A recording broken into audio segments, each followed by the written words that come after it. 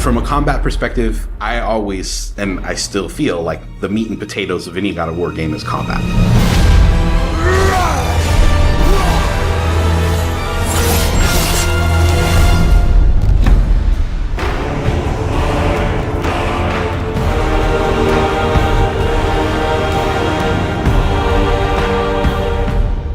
My name is Roberto Clemente, and all my friends call me Bert. I'm a senior combat animator here at Sony Santa Monica. My name is Kim Nguyen, and I'm a gameplay animator.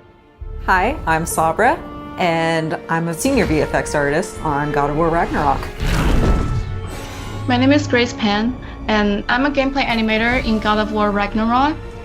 Hi, I'm Stephen O'Hara, GBA, combat designer on God of War. And I create interesting and memorable creatures that players like to attack and defend against. As an animator, you gave life to characters. You make them move, you gave them personalities, you gave them weight.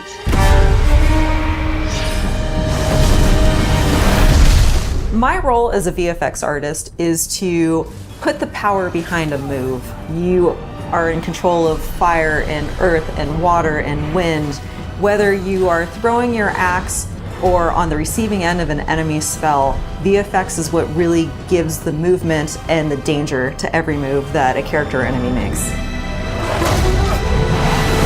I work really closely with the design team and the tech art team on this project specifically. We actually work a lot with camera, along with the guidance of our great camera team, so I find myself doing fight choreography sometimes.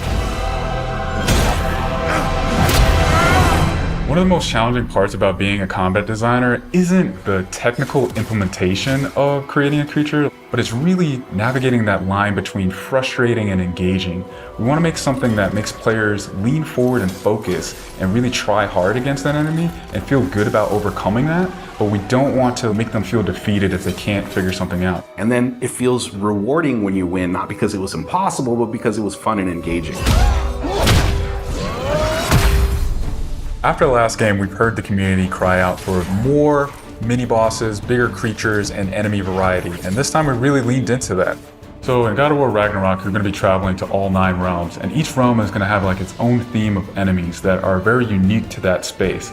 For example, in Alfheim, we're familiar with the Dark Elves, but this time around we're going to be fighting Light Elves, such as the Light Elf Warrior. One of the key learnings from the last God of War game is we don't have to think about the camera and how close combat is going to feel. We already have that knowledge, so we can build upon the close camera that we have, and we can iterate on enemies, creating more interesting scenarios. In the last game, Atreus was just starting to fight alongside Kratos, and he was learning from the master tactician. So in this game, he's trying to prove himself a little bit more, and we built upon those mechanics with him. The previous God of War, Atreus was still a kid, right? So he has a lot of dependency on his father. And for this game, you will see Atreus moving more independently on his own as a companion. In regards to VFX for Kratos, I think what the players really love is the powerfulness of it. When you are playing as Kratos, you really do feel like the God of War. And moving into Ragnarok, we want to really make something bigger, make it stronger, make it more of a spectacle. You want them to be like, oh my gosh, I didn't know that the Blades of Chaos could get even better, but look at that.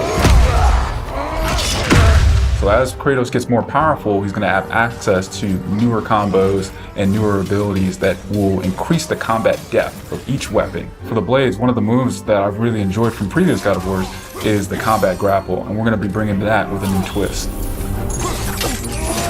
I'm very excited for players to try the blade grapple traversal moves. That brings so much more speed into the movement and the dynamic feel to it. One of the ways we've expanded Kratos combat this time around is we've given more utility and choice to his shield loadout. If you are a parry person, you could really go for a shield that gears towards parrying. If you're a big blocker, then you could choose a shield that will really match your playstyle. One new mechanic or element that I'm really excited about is these combo finishers. Building up the stun meter this time around is going to lead to different ways to basically decapitate the enemy. You're going to be able to choose, which weapon you want to have when you kill a guy. Another feature that we've added for Kratos is his new pre-fall attacks. You could jump off a ledge, and if there's an enemy below you, you could slam down on him. There's such an emphasis on verticality in some of these fights that it's super engaging. And as Kratos, now that you have so much mobility and that you can also take advantage of that verticality, I think it just adds such another interesting layer to a fight.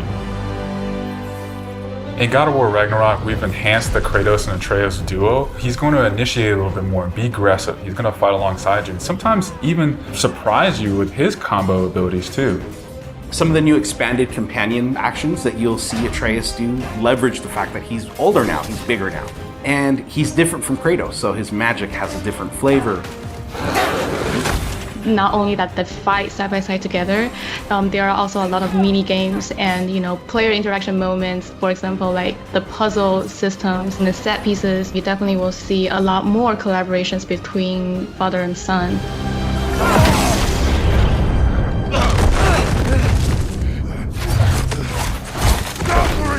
Odin must have sent them! There's so much that goes into building a big set piece. You basically iterate and iterate and iterate, and it takes testing and just seeing what works to really figure out the personality of something. Basically, every department gives it their all to make things really spectacular.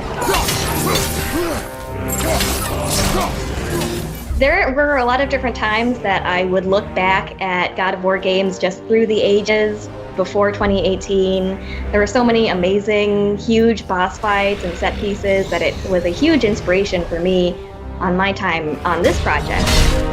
For the old father! Our design philosophy for creating new and memorable enemies is basically making them a combat puzzle, similar to like chess, and focusing on the chess pieces. Each piece has its own theme and its own use. You need to be able to see what's happening in an instant and be able to react as the player.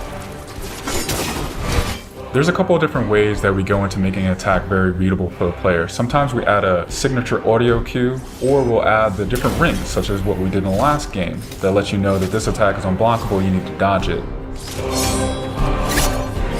There's so many different ways that VFX really helps not just show what an enemy is about to do, but show who the enemy really is.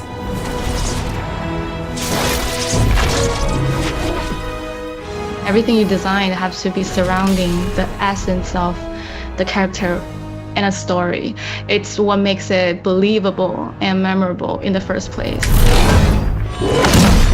I think what I'm most excited about is for players to experience the diversity of enemies that this game has to offer. You will be fighting everything from small little creatures to things that will take up the entire screen. All of their designs run the gamut. I think each one looks so much different from the next one, and each of them have their own play styles and their own little fantasies that go into it. And so I think if you are really into Norse mythology, you'll be very interested to see how Sony Santa Monica has taken some of these creatures and interpreted them for God of War. Everything that goes into the game, there's emotion behind it and intent behind it, and by the time it gets to you, everything that you've seen that you're going to play and experience has been sweated over, bled over, tested, and is fun to play.